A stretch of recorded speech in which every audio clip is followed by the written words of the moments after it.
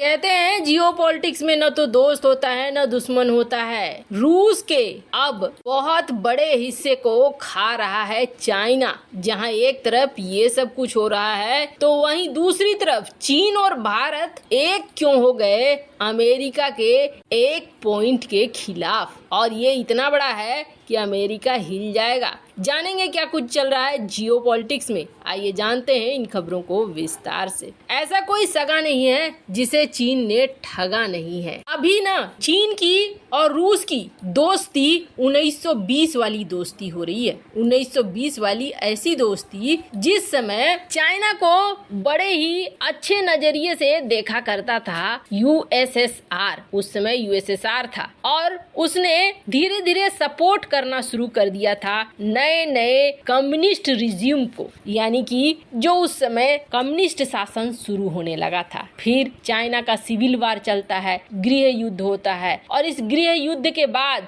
1945 का एक ऐसा समय आता है जहां मंचूरिया बैठे बिठाए मिल जाता है चाइना के सीसीपी को। 1945 के बाद रिपब्लिक ऑफ चाइना के सिविलियन और डिफेंस मैन्युफैक्चरिंग में मदद देने लगता है यूएसएसआर। यूएसएसआर अपनी इच्छा से कई टेक्नोलॉजी चाइना को ये सोच कर देता है कि ये तो हमारा जात भाई हुआ, कम्युनिस्ट हुआ। और इन्हीं को लेकर बाद में China J5 J6 fighter jet बनाता है। इसके अलावे H6 बॉम्बर बनाता है। आप अगर ध्यान से देखेंगे तो ज्यादातर डिजाइन कॉपी किए गए हैं ये यूएसएसआर के हैं। इन्होंने ना बहुत ज्यादा विश्वास किया यूएसएसआर ने चाइना के ऊपर, लेकिन फिर शुरू हो गया शीत युद्ध। और शीत युद्ध के बाद यूएसएसआर को समझ में आने लगा कि जिन पर हमने भरोसा किया है वो अच्छे नहीं हैं। यहाँ पर चाइना ने कहा कि न्यूक्लियर टेक्नोलॉजी दे दो हमें, लेकिन पहली बार रूस ने कहा कि नहीं, हम तुम्हें न्यूक्लियर टेक्नोलॉजी नहीं देंगे। चाइना नाराज हो गया, अब तक सब कुछ दे रहे थे, अब नहीं दोगे तो हम अमेरिका की तरफ जाकर खड़े हो जाएंगे। और आपको बता दें शीतकाल का समय था जब चाइना ने अमेरिका का रास्ता पकड़ लिया। वैसे आपको बता दें उसके बाद चाइना ने झटके पे झटके देने शुरू किए अमेरिका को, झटके पे झटके देने शुरू किए रूस को। रूस के ही कॉपी सुखोई 27 का कॉपी बनाया J11 और J11 को बेचने लगा। चाइना ने अब एयरक्राफ्ट खरीदना बंद कर दिया और अपना खुद का एयरक्राफ्ट न सिर्फ बनाने लगा बल्कि एयरक्राफ्ट को बेचने लगा। करीब 400 एयरक्राफ्ट उसने बनाए और $30 मिलियन का झटका दिया एक प्लेन के ऊपर। रूस को अपना दाम कम करना पड़ा। आपको बता दें अब हालात ऐसे हो गए हैं कि चाइना ने पहले S-300 खरीदा रूस का और उसके बाद इसने अपनी कॉपी बनाई HQ-9 और रूस के बक M1 मिसाइल की कॉपी करके बना लिया HQ-16 और अब S-400 के साथ भी वही सब कुछ कर रहा है चाइना। और ये सब कुछ करते हुए चाइना धीरे धीरे उन मालों को बेच भी रहा है, जबरदस्ती पकड़ा भी रहा है। अब हो क्या रहा है, छोटे देश जो रूस के कीमती हथियारों को नहीं खरीद पा रहे हैं वो अब चाइना के पास चले जाते हैं और चाइना के ये घटिया हथियार ही क्यों ना हो लेकिन खरीद लेते हैं। रूस को अब मजबूरी में बहुत सारी चीजों के दाम कम करने पड़ रहे हैं। और ये सब कुछ कैसे शुरू हुआ, शुरुआत किया था रूस ने चाइना को खिलाने से। और अब ऐसा हो गया है कि नाश्ते से बात लंच तक पहुंच गई है और चाइना रूस का पूरा लंच ही खा रहा है उसी की टेक्नोलॉजी को इस्तेमाल करके। खैर आने वाले समय में अगर ये युद्ध बंद नहीं हुआ तो रूस के लिए मुसीबतें कम नहीं होने वाली है।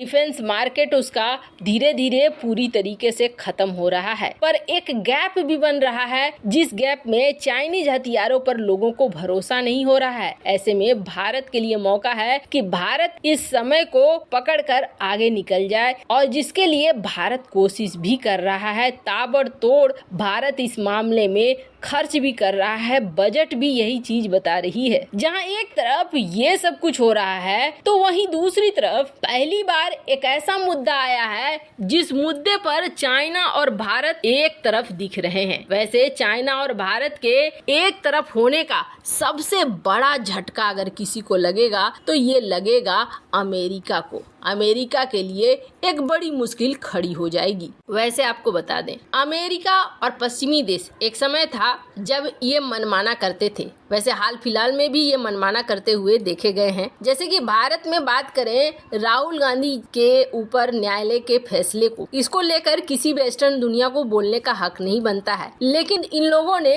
भारत के अंदरूनी मामले में हस्तक्षेप करने की कोशिश की और बयानबाजी, जिसका जवाब भी डॉक्टर एस जयशंकर ने दिया। डॉक्टर एस जयशंकर ने कहा कि पश्चिमी देशों की एक बहुत बुरी आदत है, लोगों के अंदरूनी मामले में इन्हें लगता है बोलने का हक इन्हें ऊपर वाले ने दे दिया है। वैसे तो डॉक्टर एस जयशंकर एकदम से बेबाक तरीके से बोलते हैं। कई लोगों को इनका बेबाक बोलना पसंद आता है, कई लोगों को इनका बेबाक बोलना पसंद नहीं आता है। जैसे कि राहुल गांधी की बात करें तो राहुल गांधी कहते हैं कि मैंने एक मीटिंग में बात की थी डॉक्टर एस जयशंकर से, उन्हें बिल्कुल भी समझ नहीं है कि राजनीति कैसे चलती है, विदेश नीति कैसे चलती है, और वो विदेश नीति को हल नहीं कर पा रहे हैं, बहुत आक्रामक हो गए हैं। ऐसे नहीं चलता है राजनीति में। तो वहीं जब शशि थरूर, जो कि उन्हीं के पार्टी के हैं और बड़े नेता हैं, उनसे पूछा गया तो उन्होंने कहा कि ये बहुत अच्छा विदेश मंत्री है, वो उस फील्ड का स्पेशलिस्ट है और पीएम मोदी ने इन्हें लाकर बहुत अच्छा किया है। एक ऐसे ही शख्स की जरूरत थी।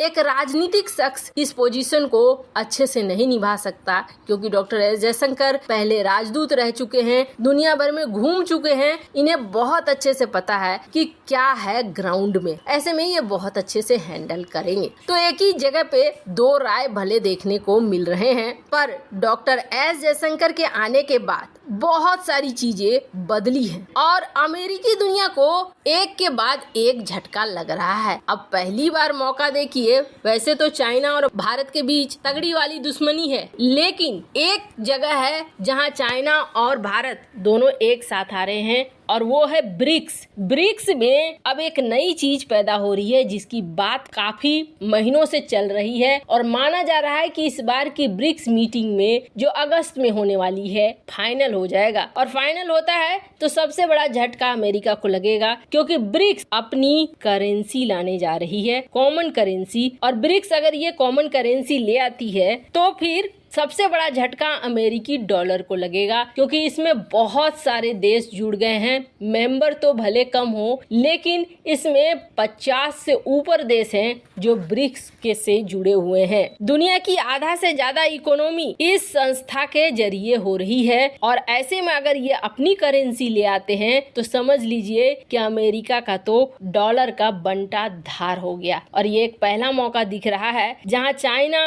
और भारत भी सहमत दिख रहे हैं, यानी कि कॉमन करेंसी आना तय माना जा रहा है। स्क्रीन पर रेफरेंस के लिए आप देख सकते हैं आर्टिकल। वैसे इन सब मामले में आपकी क्या राय है, कमेंट कर जरूर बताएं। जल्द मिलते हैं अगले वीडियो में नई खबर के साथ।